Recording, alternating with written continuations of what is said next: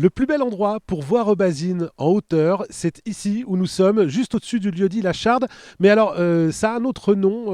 Marion de l'Office du Tourisme ne me dira pas le contraire. Le banc de l'école, c'est ça? C'est ce banc qui est juste derrière nous, hein. Non, moi j'appelle ça le banc qui est au-dessus de la route de l'école, mais c'est juste, oui, oui, c'est au-dessus du lieu-dit, la Charde, où on peut avoir un beau point de vue sur Aubazine, et puis derrière les collines qui prouvent que Aubazine, bah, c'est une jolie ville encaissée en pleine nature, très très jolie à visiter, et juste au-dessus aussi du canal des Moines, qui est juste en dessous de nos pieds, là tout de suite.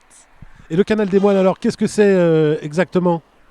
Alors, le canal des Moines, bah, c'est un petit miracle d'ingénierie cistercienne, puisqu'en fait, bah, les moines d'Aubazine, c'était des moines donc, qui dépendaient de l'abbaye cistercienne. Or, les moines cisterciens, ils vivaient dans une règle très stricte, et cette règle stipulait notamment eh bien, qu'à la viande, il fallait préférer le poisson. Or, le problème, c'est que, ben, vu à l'endroit sur la colline élevée où ils ont installé leur monastère, il y avait des rivières tout autour, le Coiroux, la Corrèze, très encaissées, mais il n'y avait pas d'eau directement sur site. Il y avait bien une petite source pour l'eau potable, mais il n'y avait pas assez de débit pour pouvoir alimenter le vivier dans lequel on avait les poissons.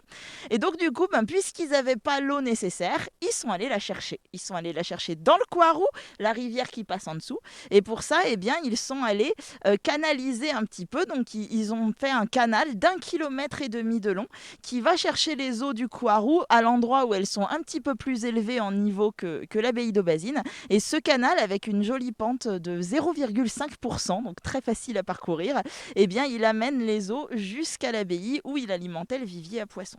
Voilà, ce canal qui se visite tout au long de l'année, plus particulièrement l'été, avec Marion qui vous sert de guide pour vous raconter l'histoire de ce canal. Et vous voyez, si on s'éloigne un petit peu, regardez, derrière, une vue ici absolument magnifique. Et je me demande même si c'est pas même Brive qu'on voit là derrière ces petites collines derrière nous.